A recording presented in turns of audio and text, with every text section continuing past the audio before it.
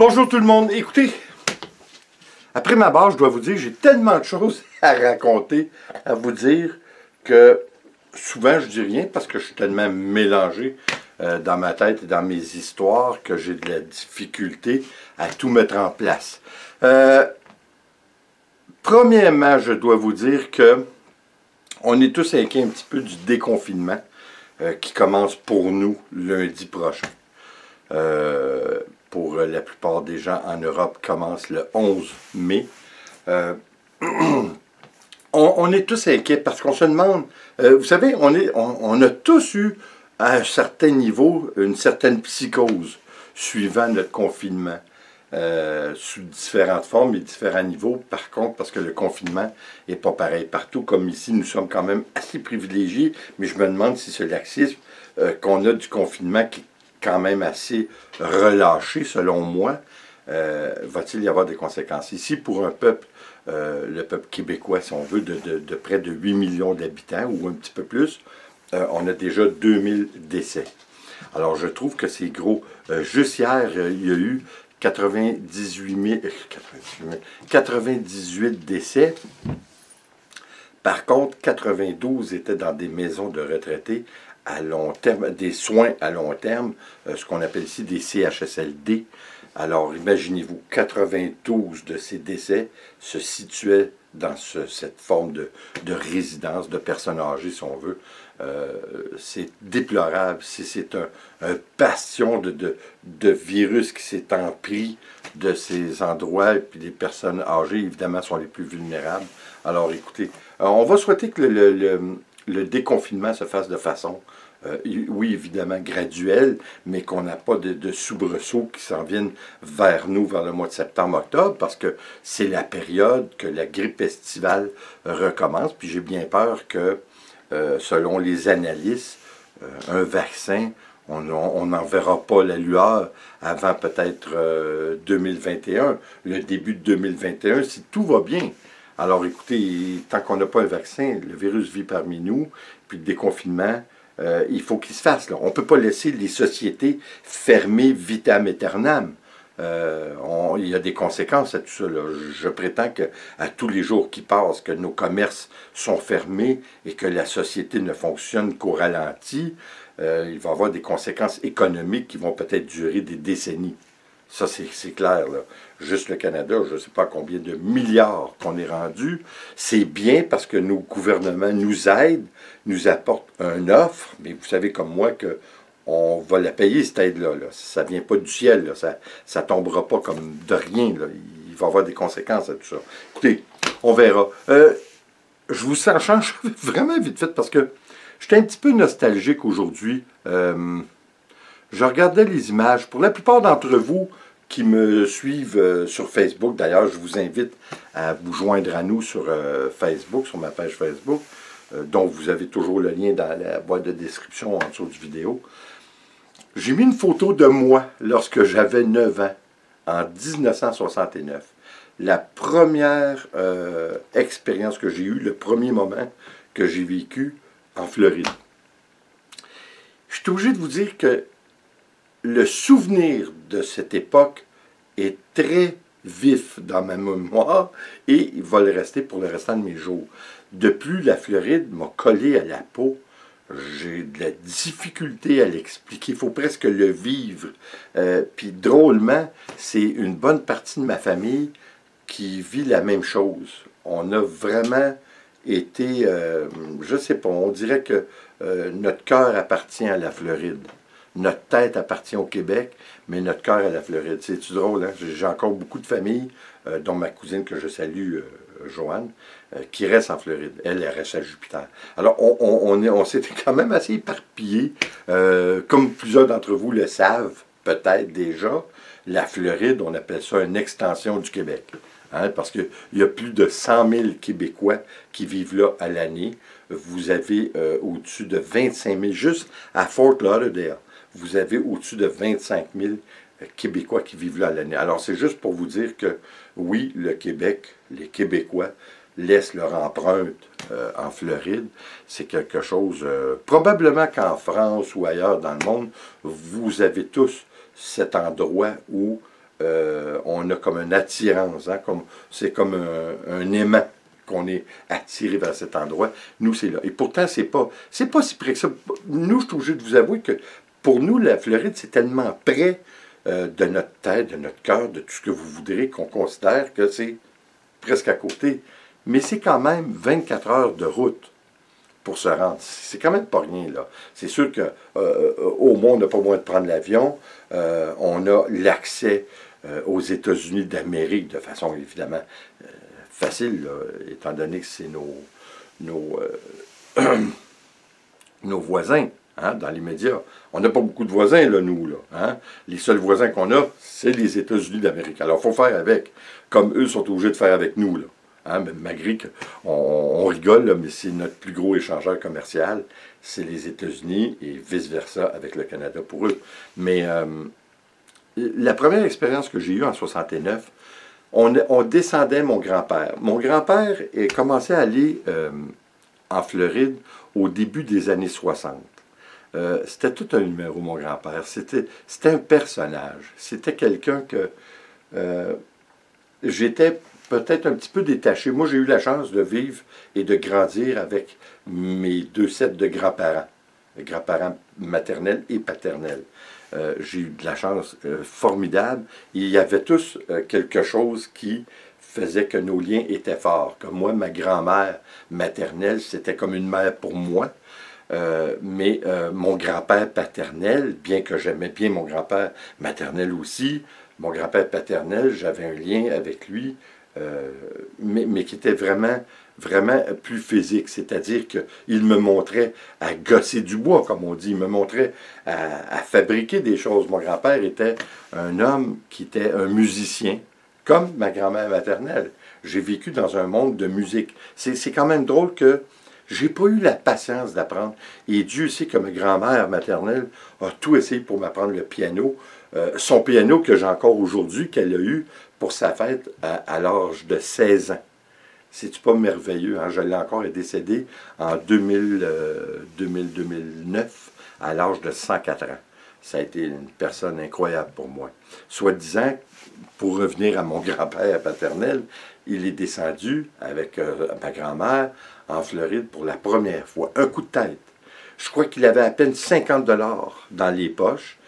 Il est descendu en autobus. Tout le monde lui disait, ses enfants, mon père y compris, disait « Ben voyons, père, qu'est-ce que tu fais là? Ça n'a pas de bon sens de descendre en Floride. Tu sais même pas où tu t'en vas. » Puis par-dessus le marché, il ne connaissait pas un traître mot d'anglais. Imaginez-vous.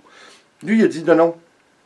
Moi, là, je descends. » Puis il a dit à sa femme « Viens-t'en, on s'en va. » Faites ses valises, il embarque dans un autobus, puis il est parti en Floride. Bien, écoutez, quelques années plus tard, mon grand-père s'est acheté sa première maison à Pompano Beach, en Floride. C'est-tu pas extraordinaire? Il est descendu là-bas, là. Écoutez, là, c'était un homme qui n'avait pas froid aux yeux. C'est drôle parce que je ne prétends pas être du même type que mon grand-père. Par contre, on a les mêmes... je suis presque un copier-coller de mon grand-père, dans le sens que je travaille à mon compte depuis plus de 30 ans, mais j'ai essayé un paquet d'affaires, comme mon grand-père. Mon grand-père est un artiste et un musicien. Alors, il y avait l'âme vraiment d'un artiste. Il arrivait dans les... Écoutez, quand il est parti, comme je vous dis, au début des années 60, il arrivait en Floride, il allait dans les motels à l'époque, et puis il faisait signe avec un marteau, puis qu'il arrangeait des...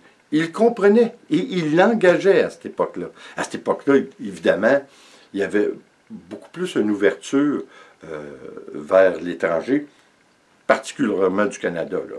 Il commençait déjà à être habitué à nous, et vice-versa. Hein. D'abord, les Québécois, et certains Canadiens, on a fait partie de l'histoire américaine. Hein. Beaucoup de Québécois se sont rangés du côté des nordistes lors de leur guerre de sécession. Alors, c'est pas quelque chose qui est arrivé comme ça de rien. Mais juste pour vous dire comment mon grand-père n'avait pas froid aux yeux, il est arrivé là, il faisait ses signes, il a travaillé pour un paquet de motels. Quelques années plus tard, il achète sa maison. C'est là que l'on vient en 69. Mon grand-père achète sa maison, il n'a pas encore pris possession, il prend possession au mois de septembre 1969.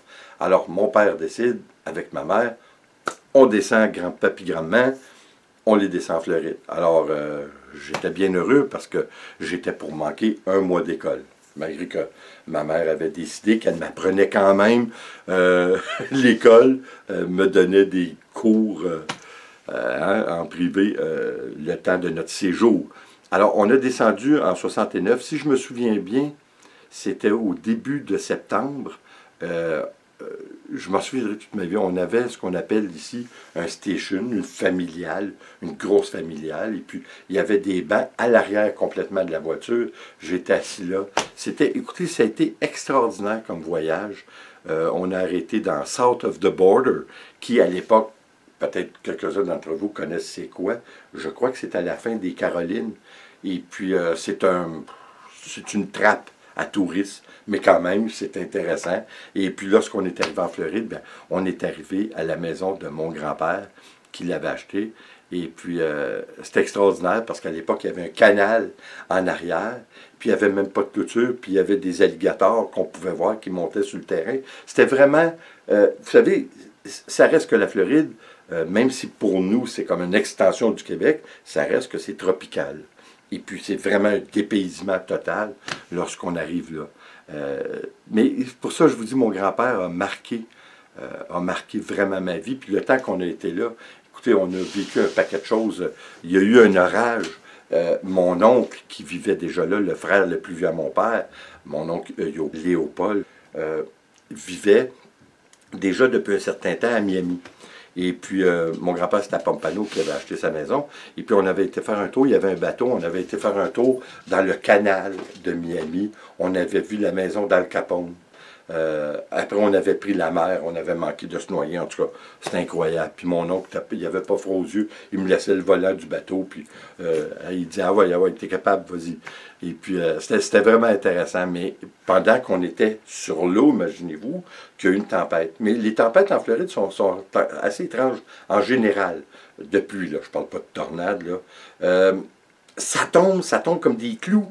Et puis, tout d'un coup, ça arrête, le soleil est là, puis ça disparaît. Mais lorsqu'on est revenu, mon père avait laissé les vitres de la voiture ouvertes. Alors, il a fallu enlever l'eau. Écoutez, c'était inondé à l'intérieur de la voiture. On marchait dans les rues, bien que j'étais petit, j'avais de l'eau un petit peu plus haut que les genoux. Je trouvais ça extraordinaire. Je me promenais dans les rues. Ça ne prend pas grand-chose pour inonder la Floride. Encore aujourd'hui, hein, la Floride est au niveau presque du niveau de la mer. Alors, ça ne prend pas beaucoup d'intempéries pour qu'ils vivent des inondations. Je me rappellerai toujours que mon père m'avait emmené, juste quelques heures après, il y a des gens, pour le fun, là, pour démontrer à quel point il faisait chaud, faisaient cuire un œuf sur le trottoir. C'est pas incroyable. Il faisait tellement chaud que mon père, pour m'emmener à la plage qui était pas loin, parce qu'on restait au motel de mon oncle. Mon oncle avait acheté un motel, et puis c'est là qu'on restait. Et puis, pour aller à la plage, mes gougounes, qu'on appelle, fondaient sur le bitume. Imaginez-vous. Alors, mon père m'emmenait sur ses épaules pour aller à la plage. Vous savez, c'est des souvenirs extraordinaires qui resteront toujours marqués, puis évidemment, ça fait partie du pourquoi que j'aime. La Floride fait carrément partie de notre réalité. Hein? C'est quelque chose d'extraordinaire que je ne peux pas m'enlever. Je vous avouerai que je ne serais pas grand-chose si j'aurais l'opportunité de vivre là l'année, je le ferais. Probablement pas dans la situation politique du moment, on s'entend, mais c'est quelque chose que j'aurais envisagé. J'ai même regardé un certain temps, lorsque moi et Nicole, on a été passer l'hiver au complet là-bas, 4 mois et demi, 2011-2012. Je regardais pour une maison. Je regardais pour, sincèrement, mais il y a tellement, la politique est tellement problématique, surtout aujourd'hui, hein, que je ne suis pas certain. Il faudrait vraiment que j'aille un incitatif monétaire très important pour me convaincre d'aller rester là-bas l'année. Écoutez, oui, c'est des beaux souvenirs. C'est un souvenir de mon grand-père. Je pourrais vous parler de mon grand-père encore et encore. Il y a tellement d'histoires. C'était pas une personne, c'est un personnage. C'était quelqu'un que lorsqu'il revenait, il prenait l'avion toujours pour aller en Floride. Il passait tous ses hivers en Floride et puis à l'intérieur des avions, il jouait de l'accordéon. Il faisait chanter les gens. C'était un bonhomme d'entrain. Il chantait des chansons. Écoutez, j'ai un enregistrement de lui que j'ai fait lorsque j'avais 12 ou 13 ans. Il revenait de la Floride, puis j'ai interviewé mon grand-père. J'aimerais ça un jour, si je peux retrouver un appareil, parce que c'est une petite cassette 4 tracks, si je peux retrouver un appareil pour l'écouter, c'est formidable. C'est la première chose qu'on oublie, c'est la voix. Lorsqu'on réentend ça, mon père, je l'avais fait écouter, je vous dirais, au début des années 2000, et puis mon père était venu avec les larmes aux yeux. Écoutez, quand vous entendez la voix de votre père après plus de 30 ans, 40 ans que vous ne l'entendez pas, c'est vraiment touchant et agréable à la fois. Alors, écoutez, c'est quelqu'un que j'aimerais bien vous parler encore. C'est quelqu'un qui a une grande place dans mon cœur et qui l'aura toujours. C'est quelqu'un de vraiment spécial. Il était aimé de tout le monde. Tout le monde l'appelait Popeye. Il avait une relation avec tout le monde. Il aimait tout le monde. Il faisait des palmiers. Vous voyez comment c'était ancré chez lui. Je vais vous montrer une photo de son atelier, qui avait fait sa petite atelier à l'extérieur de la maison, qui était son chalet ici, près de chez moi. Et puis, il faisait des palmiers qu'il découpait dans les feuilles de bois, de contreplaqué, puis tout ça. Il faisait des petits trains. C'était tout un personnage. Écoutez, je ne prends pas plus de votre temps. Merci d'être là. N'oubliez pas de vous joindre à nous, comme je vous disais, sur Instagram ainsi que sur Facebook, surtout Facebook, parce que je suis quand même assez présent sur Facebook, puis je peux vous tenir au courant un petit peu de ce qui se passe, puis je trouve que c'est agréable de partager d'une façon un petit peu plus personnelle. Alors, écoutez, bon, mon whisky passe en ordre. Tu viens de dire bonjour au monde. Bonjour, bonjour whisky. Comment ça va, whisky? Pas très intéressé. Hein? Je crois que... Hein? Non. Bon, écoutez, en mon nom, Nicole et Whisky, je vous dis attention à vous. Et comme toujours, s'il vous plaît, abonnez-vous, laissez un commentaire et partagez. C'est toujours apprécié. On se revoit aux prochaines vidéos. Faut pas s'inquiéter, ça va passer. C'est à souhaiter. Attention à vous. Ciao.